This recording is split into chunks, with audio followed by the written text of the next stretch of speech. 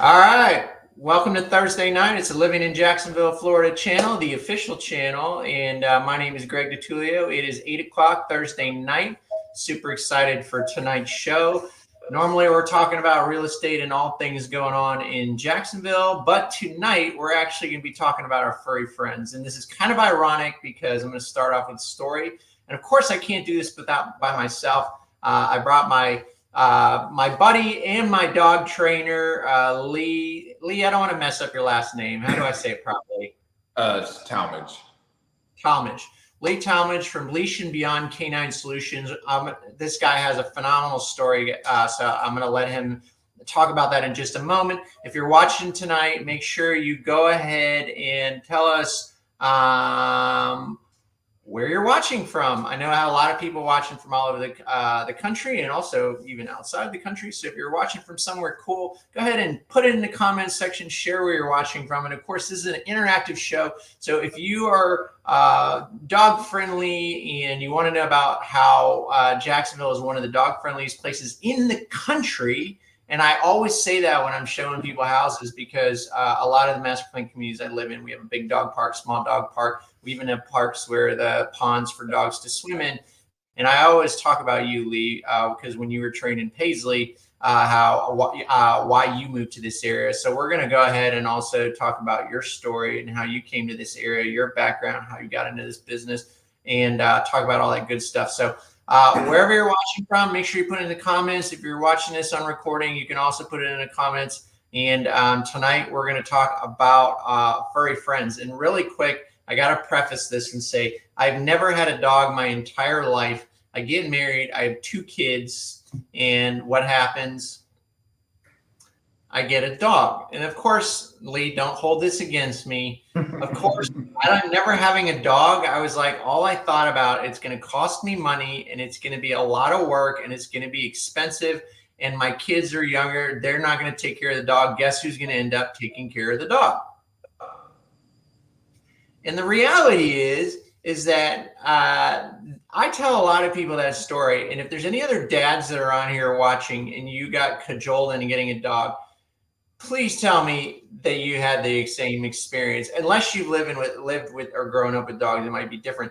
But the reality is I didn't want the dog. Then we get the dog, and guess who's best friends with the dog? I am. Now I almost love the dog better than I do my kids. Okay, I love the dog better than my kids. The dog is part of the family now. Paisley has become my baby. She's part of the family. And she favors me the most, and my daughters and my wife will be the first to admit it. And the reason she favors me is not because I'm special. It's because I get up and I take her out in the morning because she needs to go out. Last person to go to bed at night, guess who takes her out at night? I do. I feed her in the morning. I give her treats. So of course the dog's going to love me more. And of course we created this bond and relationship. And now I'm a sucker for dogs. I love dogs. My brother's like, I never thought in a million years. Every time people come over, the dog's in my lap, the dog licking me. They're like, what happened to you? So now I'm a dog lover. And I'll tell you what, Lee, when we got Paisley as a pup, we brought you into the picture because we were like, okay, this is like a child. And I had no idea what I was doing with Paisley. And you came in and started telling us, like, giving us some structure, some commands, the basics of training. And I'm so grateful to you for doing that because we got that knocked out as a puppy for Paisley. Now she's not perfect by any means because I've also taught her some bad habits since then. But she's become a functioning family member and she's got a good foundation because we had you. So go ahead and introduce yourself, Lee. Tell me who you are, what you do. But before you get into that, I want to know your story, how you moved here, why you moved here, where you moved here, because a lot of people watching this are moving here. So I'd like to know that story and then tell me a little bit about your business and who you are and what you do. Okay. So I came here in summer of 2020. I had just left Afghanistan, moved here, and when I got here, was working for a person that I knew overseas that as well owned a dog company in the area. Did that for a little bit, Leanne and I decided that, this is something we can do. This is something that we can do better than how it was being done. We opened up our company immediately, probably 3-4 months after I got home. And, the people we met, I believe actually you guys at Paisley were one of our first few clients in the beginning, about 4 years ago. And then we just kind of put everything together and started not knowing what we were doing on the business side, but learning as we went. This area is great. It's dog friendly as can be. Been all over the place with dogs, and I've never seen an area like this. This is dog friendly. So how I got the start, I started in law enforcement. I was K9 SWAT. Conducted a bunch of training for a bunch of other people while I was in law enforcement, for my department. And then eventually got to the point to where I wanted to expand my career a little bit further. Became a private contractor for Department of State, going overseas to Iraq and Afghanistan. There I was running protection missions and for explosive detection and so forth with the dogs, doing all the training over there, working with them day in, day out. In Afghanistan, same thing, training military teams, private contracting teams. And when COVID happened actually in 2020 is why main reason I came home. Everything over there kind of slowed down. So once everything slowed down, it got pretty boring. You're kind of just on lockdown nonstop. So we came home, and people told us, Leanne and I, we were crazy opening a business in the middle of COVID, but it couldn't have gone better. It gave us, we were busy from the jump, and it's just compiled. And now, I don't know the exact number, but since we started the business, I think we've helped over 500 families with helping out with their dogs and get them trained. And, we do everything from basic to advanced, service dog, protection, detection, a little bit of everything. If it's dog related, we do it. Yeah. Yeah. So that's a lot to unpack there. But I think the first thing came to mind when you said COVID. That's actually when we decided to get a dog, and we got completely it was so hard to get a dog because we were all spending so much time at home for the short while that we were in lockdown here in Florida. But I think that was one of the things. We were spending a lot of time together, and the kids were growing fast, and my wife wanted to get a dog. So, but it was everybody seemed to get a dog. I mean, I'm sorry to say it, but my Paisley is a COVID dog basically because that's when we got her. 100%. We saw a lot of it. It was, and the thing about that was everybody was locked at home, so they were bored. They had all the time in the world. They could do whatever. We also saw a lot of issues come out of COVID on the dog side. There was a lot of, nervy dogs, a lot of fearful dogs because they just weren't getting socialized properly. They weren't getting exposure. And we got a lot of those that, hey, I got this dog. It was great. Now things are leveling out. I'm going back to work and the dog's crazy. I need help. I need to fix this. And, we saw that come probably all the way for the first year or two. We were still seeing what people were calling the COVID dogs of just life changed. And now you're not home all the time. And the dog's got separation anxiety. The dog's got this, the dog's got that, and learn a whole way to do life now. Yeah. So the adjustment though, so when you say you were in Afghanistan, you were training dogs, basically training dogs skills to do jobs in the military overseas. Is that what you're saying? Yeah. So I was a private contractor at the Department of State. So we operated on Department of State and Department of Defense contracts. We would train military dogs. We train private contracted dogs. We had mostly were explosive detection or protection for apprehension. And then we also as well had a few narcotic dogs on hand for base searches and stuff like that. But the majority of the work was protection and explosive detection. Wow. Okay. So you go from that extreme to coming to Northeast Florida, and you come to Greg's house, and I show you a puppy that's a cockapoo. How the heck because you're a big dude, you know, you're from the military, and I'm like, hey man, I need help with my cockapoo. How did that go from going from one thing like that to walking to my house dealing with me and my wife and a cockapoo? I mean, was it like, okay, this is going to take some adjustment, or this is cool, or what's the assessment on that? So honestly, you know, the working dogs they're a lot of fun. You know, don't get me wrong, they definitely are. There's a place for it, and a lot of people think, oh, well, pets are so boring. You know, how do you make that transition? But in all reality, you take a working dog, you're picking that dog from a puppy with the intent this dog's going to work. So you have a whole different type of breeding, different genetics. You know, these dogs are bred to do that. It's pretty easy to take a dog that is high drive, high energy, ready to go, and they're bred to do this type of stuff and train them to do something. Now you take puppies or, you know, pet dogs that aren't exactly as high energy or as motivated, and now you have to still teach them the same to perform and to work and to listen. And you know, every dog's different. You have to work every dog and a little bit different and work the dog in front of you. But, you know, even dogs, I think our smallest dog ever was a 4-pound miniature Yorkie. And, you know, they're all fun though. And they're all learning experience. They all, you know, teach you something their own way.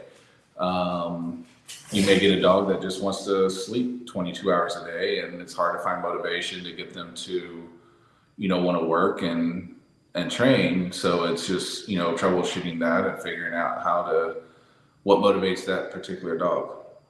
Yeah. I mean, every dog has a different personality, right? So you got to kind of figure that out and work with that, I imagine.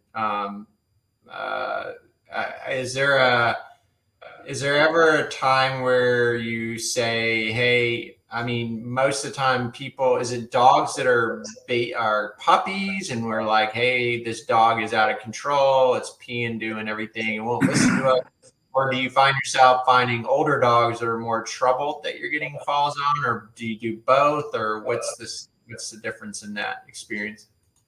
So we do it all. I mean, we train all dogs. I think our oldest dog has been, you know, probably 12 or 13 years old that we've actively trained. Our youngest dog, you know, we started at 8 weeks. From the majority, though, the standpoint, what I always find is the dog always takes the back burner usually until there's urgency and a reason to train. You know, the training is just not as important. And we look at it as, what's the dog doing? How crucial is that behavior? How much can we tolerate that behavior? And usually that turns into, until something drastic happens, we don't want to put it as a priority. You know, so unfortunately, we don't always get to work with the dog when they're a clean slate. It's usually clean up issues and clean up problems. We see it a lot, you know, with dogs of, you know, I got a new dog. It's biting my kids. How do I get this to stop? You know, instead of teaching it from the beginning, we wait till there's an issue, then we go with it.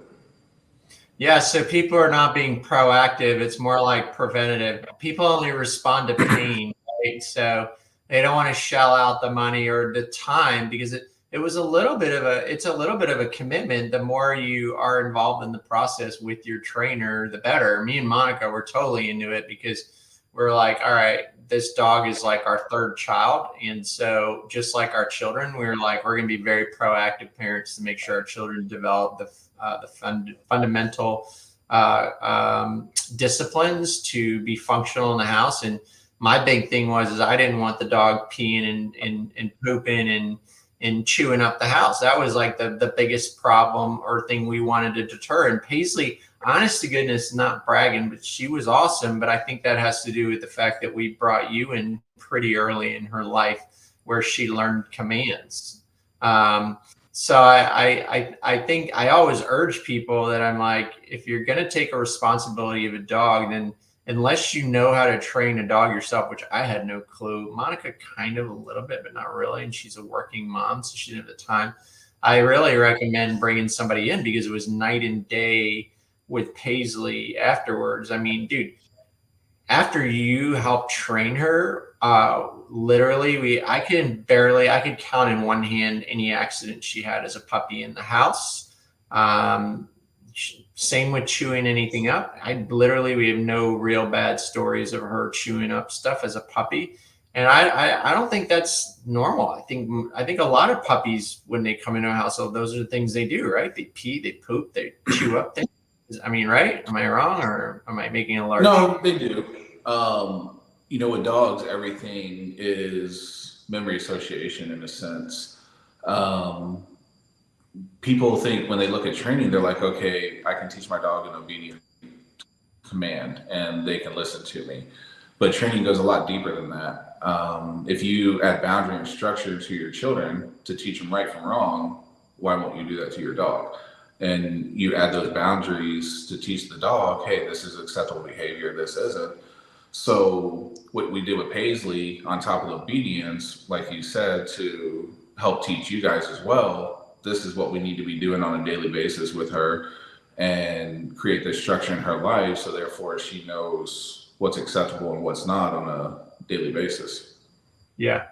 I think the key was the consistent repetitive commands that you were teaching us each time you came over. Yeah, definitely. Consistency. I tell people all the time, if you're not going to follow through with a command, don't waste your time to give one, because you're just going to water it down. You got to be consistent. Training is not unfortunately, we look at it, the way we're wired as people. If we buy something today, we own it. We're done. We don't have to do anything else. Dog training is not that type of thing. Once you pay for it, that's just the beginning. Now you got to put in all the work. You got to be consistent. And there's things today, we're years past training Paisley, and there's still things you guys are still working on today. Every day it's a different piece that you're working on with the dog to keep them, maintain them and keep those behaviors. And as they grow, they're going to show different, things are going to arise that maybe she didn't have an issue before, but now all of a sudden she does. But you know how to go back and adjust it and fix whatever came up. Yeah. So the one thing I can say is that, and I don't remember exactly how it went, but I think that I would love for you to share with people how what you offer and how the training process goes.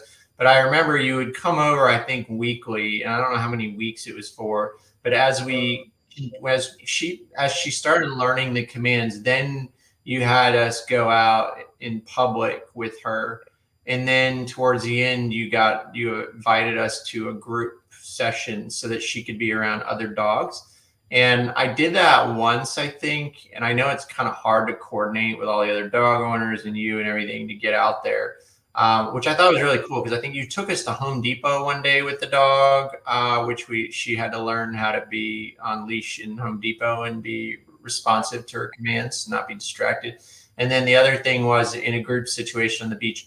And some days I wish that we had done, and we should still do more of the group behavior with Paisley, with your other clients' dogs, because that's the one thing, like you just mentioned now, that we do deal with on time to time, is that for some reason, because she's a smaller dog, when she's off of a leash, she's a little more controlled. But when she's on leash, she feels safe, and she sees a bigger dog, she starts growling and barking and like carrying on, like I don't know if it was she's trying to defend her territory around me.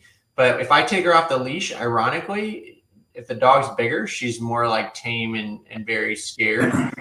Put her on leash, she feels more protected and she acts like a total little jerk. I don't understand that. And so I wish maybe I had more experience with her around other dogs. So what that actually is that's going to be leash reactivity. Your dog is, she's a happy-go-lucky dog. She likes playing with other dogs. She has fun with other dogs. Again, she's conditioned to understand that, hey, I get to do this. And now that leash is restricting that behavior and preventing her from getting into what she wants to do and play with that dog, she's reacting in the manner because of the leash. So fixing that is just creating neutrality amongst the dog to where, hey, I don't always get to go play with the dog, but if I get told I can, cool. If not, then I'm just going to walk on by, no big issue. As far as like what we do, things have changed a lot since, the beginning. Just like any business, we evolve, we try to make it better. So tell us a little bit more about that. So let's talk from the beginning then. So we have a puppy, we call you up. What do you recommend people do if they've got a new dog and they're like, all right, we want to start off right. So how does it work now? How do you guys work now? So what we do basically, we have, quite a few different options and training packages, anywhere from basic all the way up to advanced. Like I said, we do a lot of service dogs as well. But essentially what we do either two options. We have our private training sessions, which is what we did with you guys in Paisley. So now we do those private sessions, whether it's, 5, 8, 10, 12, however many, depending on your goal. But all of our training options now include lifetime unlimited group sessions. So we do 3 to 5 groups a month, and we have a calendar that we add people to, so that way everything's there. The coordinating is so much easier. People can just look at the calendar. They can show up when they want to show up. We have over 200 people on the calendar, so the amount of random dogs that could be there at any given time is always changing. So who you're in a group with this week, next time you show up, it can be totally different dogs. Then the other option we do is our hybrid option, where we do a board and train mixture of board and train and hybrid. We bring the dog home with us for a week. I implement all the beginning training and commands and boundary and structure. Then after that week's over, I bring the dog home and we jump into the private sessions. Once we get going into the private sessions, that's bringing you and your dog back into, working together, learning each other, and building up that teamship in a sense. The groups we've found really helps people, because we have people that finished training a few years ago and they still come to groups. They may not come every time, but they come quite often, and it really helps hone their skills, and we try to make it as practical as possible. Do you still do the groups on, I remember it was cool because you guys did it on Atlantic Beach the time we went. Do you guys still do the beach, or where do you do the group?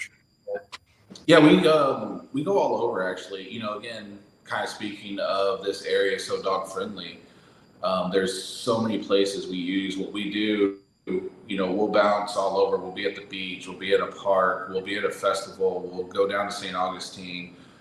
We just use various places that's going to offer the owner and the dog as a team. It's going to offer them distractions to work through.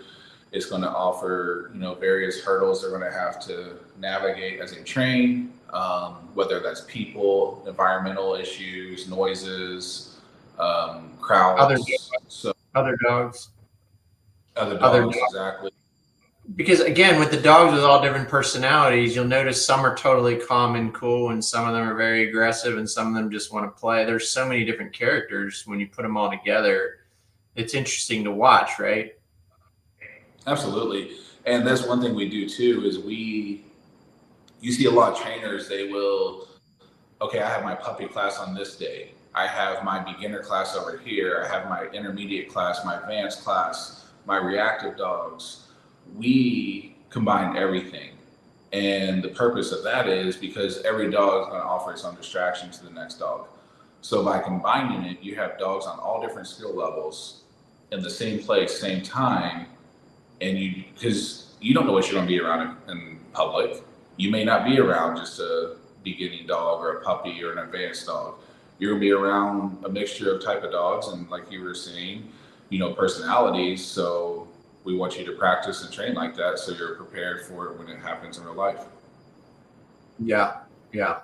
Okay, so you've got the folks that you said you literally board the dog for a week with you to train it away from the owners? Yes, that's one of our options. Yes. That's a big commitment. That's definitely for your troublesome dogs, and you have to literally have them taken away to be able to be trained by you, right? That and it just, some people learn different. Some people are hands-on. So we try to set our clients up for success from the beginning by selecting the right training for them. If they're hands-on learners, then the privates are the way to go. If they are the type of people who, give me a little head start and then catch me up to it, then the board and train option is perfect because, we don't believe in keeping your dog for a month or 2 months. I need your dog for a week to imprint the commands, and now I have to catch you and the dog up and get you guys working together. Okay. So if, let's say, I don't know, what did we do, a 9 or 12 week? I think we did at least 2 to 3 months commitment every week, I believe, right? So is there what's that? I say it was something like that. I can't remember exactly for sure. I mean, is there any specific, when people ask, all right, well, what are we going to be working on? Is there like sections where we'll be working on a certain thing the first few weeks, second month, third month, or do you have structure like that? Or yeah, we definitely have a structure. Obviously, every dog's different, every owner's different, and I try to progress in a manner. If problems arise, week 3, maybe I left and everything was going great, but then something happened. So week 4, we just kind of adjusted to fix the immediate issue, and then we continue on. But, we try to start with just imprinting general obedience, build up the basics, build your timing and mechanics up as an owner, and then move into from obedience to like environmental issues, to nerves, confidence, while adding the boundary and structure, teaching the dog to work through distractions, how to handle themselves through various environments, and just try to make them as solid as we can make them so they withstand any of the environments you go to in the area, since it's so dog friendly. Yeah. Going back to the beach thing, talking about this area, I think really, because I live down in the Nocatee area, I've never really been up to Atlantic Beach that much, Atlantic and Neptune, but I always tell people do you guys still go up there with the group training and individual training? Do you still take dogs up there or no? Yeah, we still go there. We use Mickler Beach quite a bit. We use Jack's Beach too. We use all 3 in that area. Okay, so you switch it up. I just remember looking down on the water fountain on the corner there by the square. There's literally a doggy water fountain on the bottom of the water fountain. So there's an adult water fountain and a dog water fountain. I mean, if that doesn't give you an indication how friendly it is with dogs here, I don't know what is. And a lot of those restaurants, because we bring Paisley there all the time now, like we love the Flying Iguana or whatever. And this is a really awesome Mexican restaurant in Atlantic Beach. And if you sit outside, I mean, they literally bring a bowl of water for Paisley every time. It's so dog friendly. I love it. And then the other big thing is, and I noticed this Saturday or Sunday, we went to the beach Saturday, it wasn't working. And we went down to the iguana preserves, and the further you go down, it's a little less crowded. During the week, I would go down there, and don't quote me on this, but I remember back in the day, I used to be able to unleash Paisley and run with her because she's a bird dog, Cocker Spaniel kind of mix. So and now I notice there's big signs because so many people have moved here, and people that don't have their dogs trained well, you know those signs are there because something happened or where somebody's dog wasn't trained well. But I was kind of bummed to see that big signs now, $500 or $250 or $500 fine if your dog's not on a leash on the beach. Yeah, unfortunately, if a sign's posted, then there's usually a reason for it. It's because something happened. You see it all the time, and it comes from the way the laws wrote. It actually states your dog has to be on leash unless it's in the water. If it's in the water, it can be off leash. But what people do, they let their dogs go a little bit further than the water, and they, not everybody wants the dog next to them. But unfortunately, yeah, there's that. But if you go out there, there's plenty of space. You can put your dog on a 20, 30-foot leash and have a great time with your dog and not worry about it, and, stay within the law of it and still have fun. Yeah. Again, on weekdays in certain parts of the Iguana Preserve, there's no one out there in the evening. Yeah, exactly. mean, if you go really far down, but I'm not condoning it, nor am I taking any responsibility for anybody to do that. But going back to things, I live in a master plan community here in Nocatee, and most of the St. Johns County and master plan communities, you start seeing now that because we're so dog friendly, every master plan community includes a dog park. And I know, Lee, we kind of touched up on this earlier or whatnot. The dog parks are great. They're really, really nice. And they've even gone to the degree where they literally separate the big dog park to the little dog park.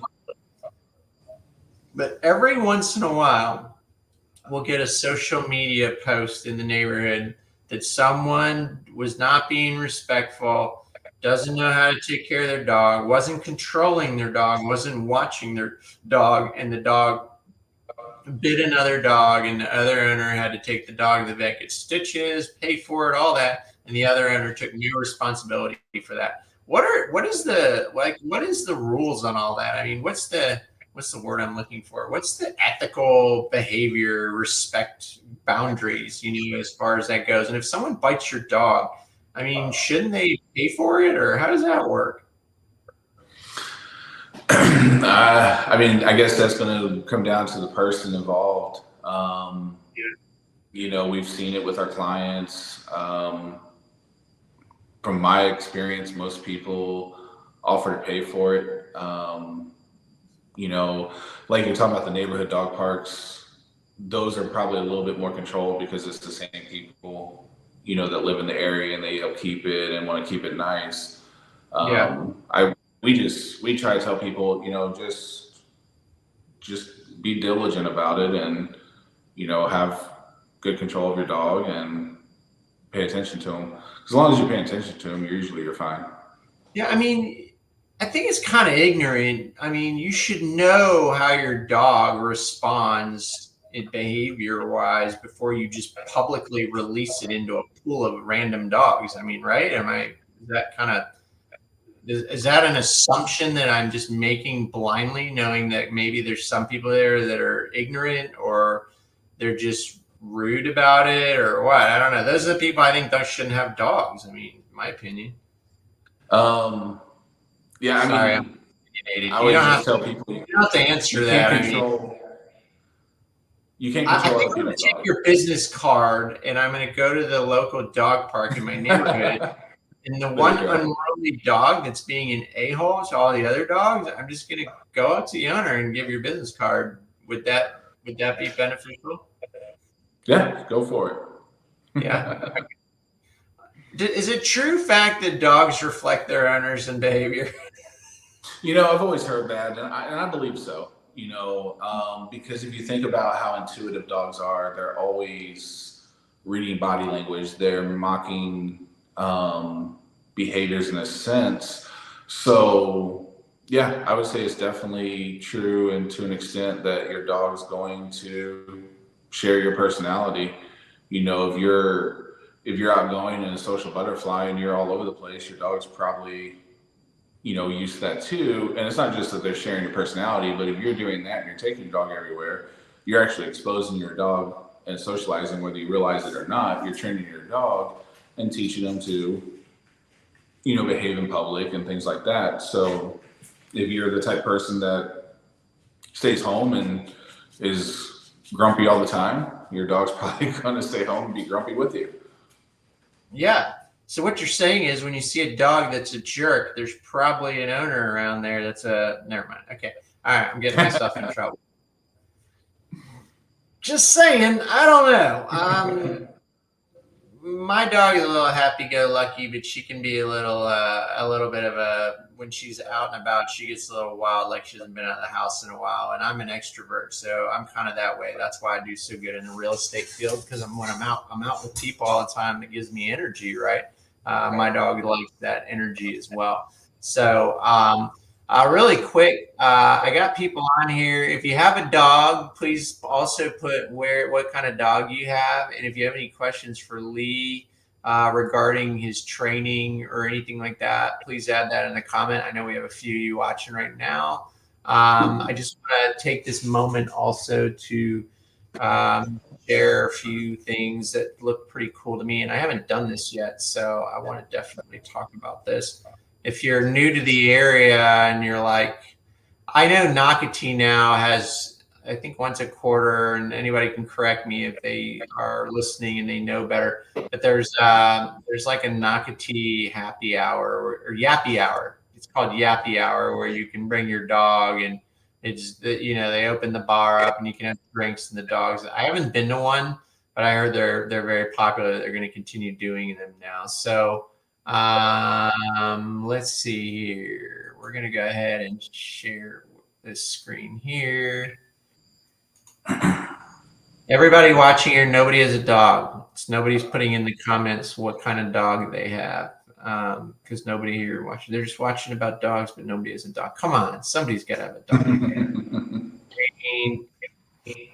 Don't be bashful, people. What kind of dog? You can even post your doggies. Everybody loves posting their dogs' pictures. I'm going to share this real quick. Is that coming up? Yeah, that's up there. Brew Hound Dog Park, Neptune Beach. Dog Park and Bar. Okay. Ooh, Kava. Do you know this place, Lee? I have not been here. We know of it. We've never actually been there. Okay. We have quite a few clients that go up there, though. Okay.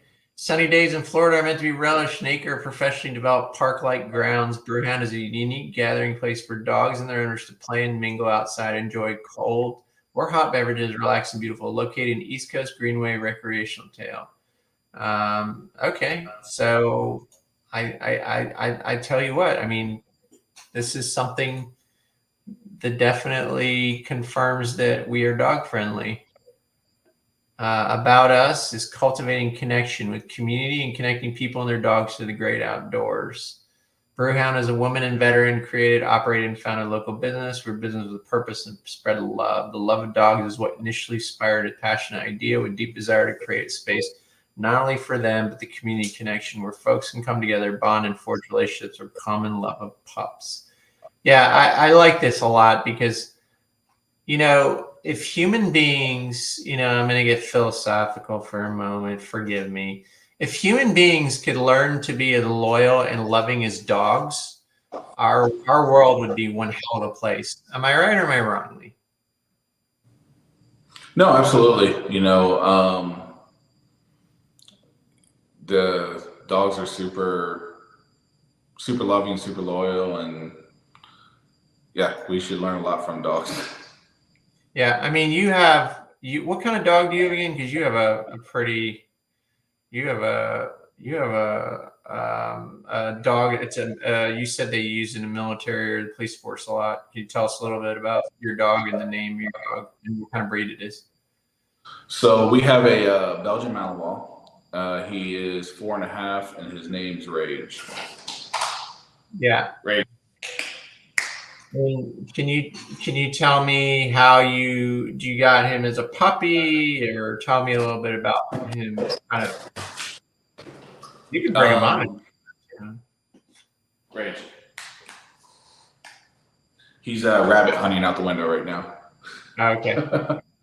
So I was actually still in Afghanistan when I got Rage.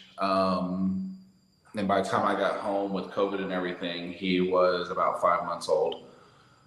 Since then, you know, we've had him. You know, he goes to work every day. We love taking him places. Rachel, see, but yeah, he's just a high ball of energy. He's always doing something. He's never sitting still. But that's just how they are, and you know, we adjust what we do to burn out his energy as we need to, and make sure he gets what he needs. I think I've got a picture of him right here. He is high energy. Was he a working dog when you got him? Yeah. Okay, so yeah, he's a working dog breed. Okay, but you got him in Afghanistan? Right.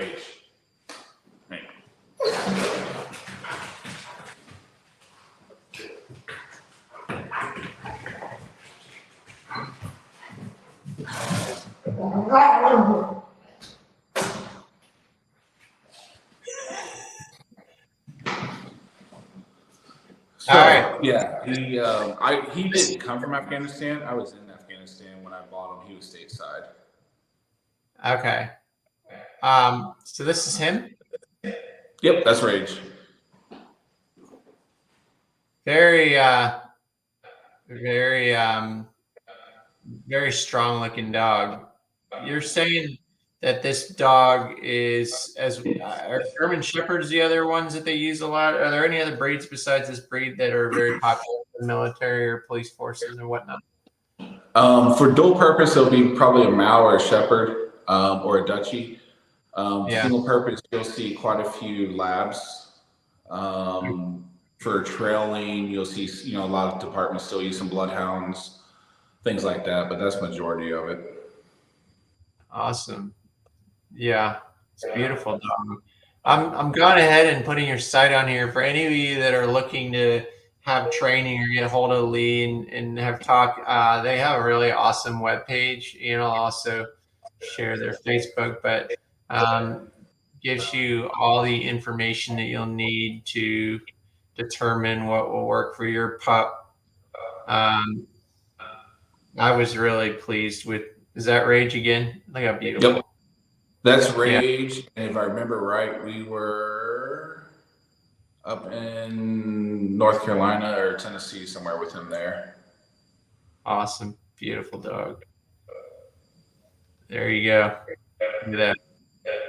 Looks like a little, he looks a little like a German Shepherd, but he's not as big. So that's actually Hugo. That was my dog in Iraq. Oh, that's a different dog. Okay. What kind of dog was this? He's a Belgian Malinois too. Okay. Wow. And what happened to him? When I left Iraq and went to Afghanistan, he got put onto a different handler. So I believe he retired. I want to say he retired somewhere probably about 4 years ago, maybe 5. Okay. Retired. I love that. So like, who does he retire with? His handler, or do you give him to somebody, or how does that work? When a dog's in the military and retires, doesn't he stay with his owner or the handler? Or? So normally the current handler has first option to adopt the dog. If the first handler doesn't, they may reach out to previous handlers or they may not. Then there's a lot of organizations that we can adopt them out through. But the company I worked for, at least, they made a point to make sure that every dog that went overseas came home and, went to a home that could. How do you, if you want to adopt a military dog or a working dog, is there an organization that you can do that at? Yeah, there's a few out there. They specialize in bringing working dogs home, and then, obviously checking their temperament, making sure they're suitable for a home. Most dogs that are adoptable, they'll tell you straight up, hey, this dog can be around kids, this dog can't be around kids, this dog can be around other animals, or this dog, will do horrible around animals and needs to be the only pet in the home. They're pretty stringent on the requirements. They just want to make sure that dog's going to have a good home. It's going to be taken care of. They usually, most of them require you to have a fenced in backyard, because the dogs need a lot of exercise and at minimum, a place to run that's secure. But yeah, there's various organizations out there that definitely do it. Yeah. Active Lifestyle Info says our Yorkie mix Danny is here watching with us. All right. We've got one dog owner here sharing their Yorkie mix Danny. That's awesome. Cool. With that being said, speaking of that, what's your feelings about people that adopt dogs, and are they more so need to consider training, especially if they're adopting a dog from a pound, if you will? Do you have a lot of events like that said, hey, I adopted this dog, or someone gave me the dog because it's got a problem? Is that also a lot of the calls you get? We do. Adopting a dog is a big responsibility. Most dogs are in a rescue for a reason. And for whatever reason that is, they probably didn't have the best life. Doesn't mean that they were abused or anything like that, but obviously they were abandoned and put into a rescue. So you're bringing a dog into a home, and you still, just like any other dog, it doesn't matter if you rescue a dog, you buy a puppy, go purchase a older dog, a senior dog. A dog's a dog. You still need to teach them how you want them to be in your home, and work with them so you can achieve those goals together. Yeah. There you go. I found on your dog's doing the best they can with the information you're providing. Dogs are smart, man. Paisley's smart. I mean, if I spend more time teaching her stuff, she would pick up on a lot more. So that's very cool. You got a really cool website, man. So if anybody's looking to get a hold of Lee, it's the website is this lbk9solutions.com. Do I have that right? Yep. lbk9solutions.com. That one's all Leanne. She built that from scratch by herself, and if it was up to me, I'd still be trying to figure out how to turn the thing on or something. But she keeps that all up to date. Everything's on there. And if you reach out, she'll definitely get you taken care of. Cool. I've got to get on your group training list or group meetups for training, because I think that would do Paisley some good now that you said you have all these events going on since you've grown, since we started with you. We got to get on this. Is there is this how you just, is there a way to log on to that to find out where your events are once I guess you train with you, the dog gets trained with you, and then after that we can do the group meetups too with our dogs, or is that how it works? Yeah. Basically, once we start on a client, we add them to the group calendar. I'll get you added to it. And then, speaking of areas that are so dog friendly, there's a few things we love doing with our clients. We take, there's a double-decker boat tour in St. Augustine that we do twice a year. We try to do it every summer, and then we do it at the Nights of Light. So we take, all the dogs on the boat, we cruise up the river, everyone has a great time. There's ghost tours down there that we incorporate the dogs with all the time. We've done baseball games. The hockey games have dog days. Okay, wait, hold on. Slow down, dude. You're telling me, the one I caught, I love boats. You're telling me there's double-decker boat days where a group of you take your dogs on a boat? And then Absolutely. And then you go to Night of Lights, you go to hockey games, a group of you with your dogs? Yep, we do. We try to do, mix in some fun events for our clients, for the dogs, whether it be the baseball game, a hockey game, the boat ride, the ghost tours, Fountain of Youth. That's another great one that's super dog friendly. You get some history, and you get to work with your dog at the same time. This area is just really. Let you do that? They specifically allow you to come in, a group of you with dogs like that? Absolutely. The boats love us. They, like I said, we've been doing that now for about 3 years, and we'll do it a couple times a year. We'll go down there, and it's the Sunset Scenic Cruise in St. Augustine, and we'll leave right there at the Lions Bridge. We'll go out around the cove, get all the way out to the lighthouse by Conch House, and then we'll circle back and come on back into the marina. It's a great time. And you organize this with your group? Yeah. Leanne, she finds all the events for us, and picks out the dates and times, and we just get them out there and get all the client. Usually when we do those events, there's usually about 20 some dogs that show up and go have fun, work the dogs, and train. That is awesome. Okay, I love it, man. This is cool. This is like a whole different level of activity that you can do with your dog. I mean, whatever you're into, baseball, hockey, going out on the boat, you're encouraged to bring your best friend along with you. I love it. That's awesome, man. That is so cool. I definitely feel like we need to get reconnected in there. I'm glad we reconnected. Let me show also. You have a really good Facebook page, by the way, for all my Facebook people out there as well. Thank you. Yeah, let me see. I should be saying Leanne has a really good. It's Leanne, Yeah, right? it's definitely not me. She's the one that has a very good Facebook page. Let me share that really quick for my folks. Facebook. All right, here we go. Can we see that? Yep. All right. So you have a Facebook again, and it's not completely taken over by Rage. You actually have other dogs on there. Congratulations. Thank Your you. website got all Rage on it, but this one actually has some other dogs. Oh, there's. Are you guys married now? Did you get married? Yeah, we got married back in September. Oh, congratulations! Welcome to Thank married you. life. Awesome. Good for you. You guys are from where originally? You're from the Midwest, or where are you from originally? So she's from Florida, in Miami. I'm from Missouri. Missouri? Yep. All right. So how does someone from Missouri meet someone from Miami? Just out of curiosity.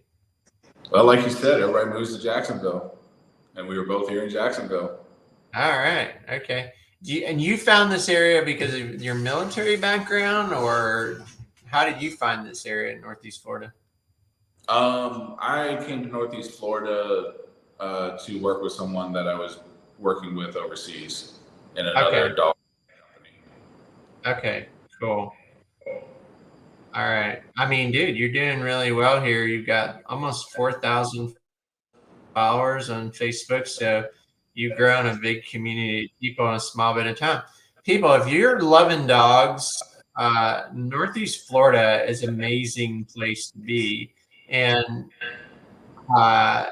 you can even have the connections of other dog lovers as well and do a lot of cool things. So, Mina's first time working with a leather rat, working on her grip.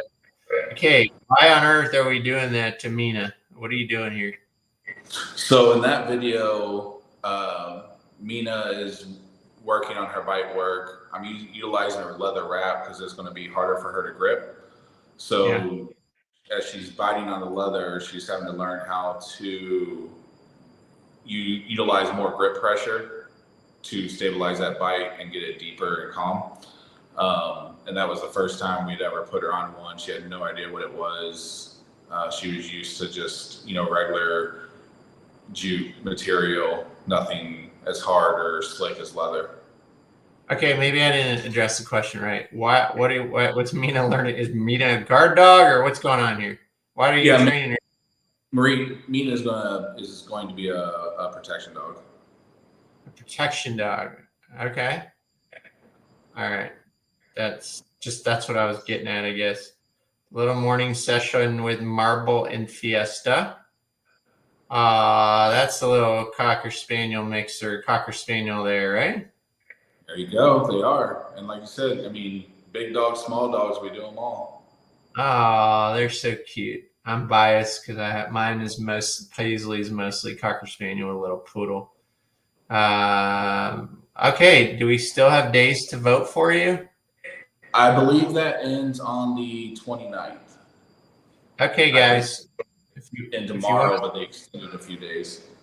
All right, so you've got to go to Leash Beyond K9 Solutions, their Facebook page. Also, if you don't want to go to his website to find his webpage, read the different stages of using body pressure while teaching the same command. Okay, that's good. Read the dog in front of you just.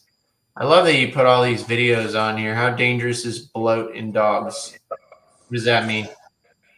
So that was a video from a medical class we put on, going over just, kind of how to save your dog if something was to happen. That particular video is going over bloat, how to prevent it, and what to, to protect your dog, to keep it. Bloat can be very dangerous. It's basically when the stomach is going to flip and twist inside. And once that happens, it starts compressing and cutting off all the bloodstream and releasing toxic gas within the body, and will eventually cause death if not caught and fixed. Okay, that was a little depressing, but I will tell you that I feel a little bad, but I'll admit it. I was a bad dad, and we've been allowing Paisley to. She's always wanting treats, and I know it's a bad habit, but once in a while we'll get bananas. She loves bananas. It's the weirdest thing. So we don't give her much, but a little banana. But then we started giving her chicken and stuff from dinner remainders, and she got stuffed up, and it cost me $500 to take her to the vet and have her unplugged because she was getting cleaned up, and the vet said she needed an enema. What is that, because we were giving her too many different foods, or what? Sounds like, yeah, just too much of a little bit of everything, and her body and enzymes in her stomach just weren't processing it. Okay. And she wasn't able to, digest it all. Yeah, I respond to pain, so I'm like, sorry, Paisley, love you, but I'm not going to be spending $500 to unclog you. So I'm trying to be better and stick to her normal food. Her grandparents, they call her their grand dogger because they take care of her when we're out of town. They put a little broth on her food that she eats because she eats a very specific food. So they give her a little broth on it to give it a little flavor, but we give in every once in a while, and we give her chicken or something. And what I understand, I don't think that's good long term. Right. And, actually, since you bring that up, if you scroll down one more post there, we are in the process of opening up a sister company to Leash Beyond K9 Solutions. It will be Vital Moment K9 Health and Wellness Solutions, or Health Solutions, sorry. And with that, we'll be providing complete K9 nutrition workups and formulated diet plans with recipes for your dogs, along with ebooks on what to feed, how to feed, going over various diets and types of diets, and all the nutritional information that you'll need for your dog. That's awesome. I like that. One of the other things we're struggling with is I feel like Paisley has some kind of allergies to grass or something, maybe, because no matter what we do as far as keeping her groomed, I don't think it has anything to do with her diet because we found the right food for her, but she has to get shots every 6 months because she's allergic to something. Is that normal too, or is that because of the grass? Is it about the diet, or it could be a combination? Any thoughts on that? It could be a combination. If you feel that you've leveled out the food to where it's not the food, it very well could be the pesticides on the grass. Nowadays everyone's getting their lawn sprayed every week. That stuff, some dogs it's going to affect, some dogs it may not. But if you're noticing it when she's outside, start paying attention to the schedule of when they come to spray your yard to see if the breakouts coincide with the lawn treatment. You're probably 100% right. I have one customer in real estate. They don't use regular. Wow, that's freaking crazy, dude. You want to get paid on the bite suit? Yeah, no, I don't. That dog looks like Mina looks very adamant to take a piece of you. Okay. Speaking of dog friendly, so that is that's actually a donut shop, Peace, Love, and Little Donuts down in St. Augustine. and you can go in there and get all kinds of custom little donuts that are amazing. But they'll make you a doggy donut that's all, stuff your dog can have. Man, I tell you what, I don't know how people come up with this stuff. So if you want to go have donuts and your doggy wants a treat too, they welcome doggies and they will make your doggy a treat as well. That's what you're telling me here. Mm-hmm. Absolutely. Again, Oh, there's so many places like that. We take our clients to places like this all the time. very cool. All right. Well, Lee, we've come to an hour. We've burned it quickly. I know you have an event you're going to be at. So let me also get this up on the screen here so that people can come and meet you. And I guess, can you bring your pup to this event as well? So yeah, absolutely. This is Jacksonville Bark Fest. It'll be Sunday, August 25th from 11 a.m. to 3 p.m. over where they hold the Riverside Arts Market, the Ram. There'll be a ton of vendors, ton of dog-friendly things going on. Leanne and I will both be there. We'll have a booth set up. Come by, say hi. The event, I believe there'll be giveaways. There's going to be food trucks. I think there's even going to be some contests for the dogs, whether it be a costume contest. They have a bunch of stuff. The whole day is just geared towards basically, the point of this whole episode of saying how friendly or how dog friendly Jacksonville is and the surrounding areas. Yeah, man, I got to tell you, I don't know, maybe it's because I didn't have a dog, but when I was in South Florida, we didn't have stuff like this. So Jacksonville Bark Fest, Sunday, August 25th, 11 to 3 p.m., Riverside Arts Square, 5 Points District. Very cool historic area, Jacksonville. Dog contest, vendors, food, raising money for local dog organizations. So if you have a pup that's trained, and if not, get your pup trained by Lee first, and then start coming out to these events. I mean, we are. My kiddos love doggies now that they've grown up with Paisley, and it's free to the public, and there'll be dog adoptions on site. DJ Dabs Productions, Dog Trick Showcase, Cutest Dog Contest. Enjoy a second event in Jacksonville Southern Creative Market. So how cool is that, guys? We are a dog town here in Jacksonville. Don't you forget about it. Don't you mistake it. So if you've watched tonight and you've enjoyed it, this is your last chance. Nobody has questions for Lee. So it's your last chance. If you have any questions for Lee, I'm going to give you one more minute.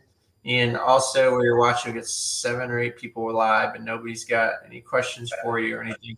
Lee, it's been a pleasure, man. I'm going to go ahead and yeah, it's so cool to reconnect. I'm going to get me signed up on your dog group events, because I think this is going to be a really cool thing for me to do with the daddy-daughter date with one of my daughters and Paisley, and be able to come out and join you guys at one of your events. I'm definitely all about the double-decker boat thing too, by the way.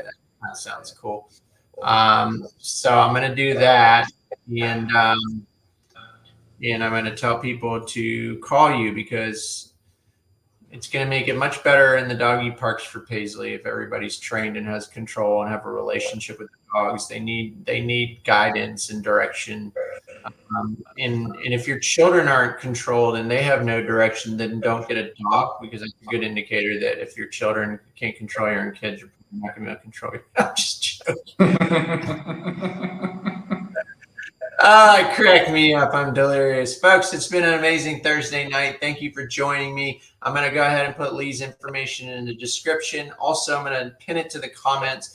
So if you do want any more information, or you want to be part of these events and want to learn more about Jacksonville's dog community here and events that it has to offer, there's so much to offer for sure. Of course, if you're looking to be in a friendly neighborhood that has the dog parks, big dog park, little dog park. We have water ponds for dogs to sleep, swim in and everything. If you want to live in that very family environment or whatever, give me a call. My name is Greg Attulio. I'm here living in Jacksonville. It doesn't matter whether it's 9 days, 90 days, 180 days. I'd love to be your resource of choice, all things real estate in here in Jacksonville. And we'll see you next Thursday night. Lee, good to see you again, buddy. Appreciate it, Greg. Thanks for having me on.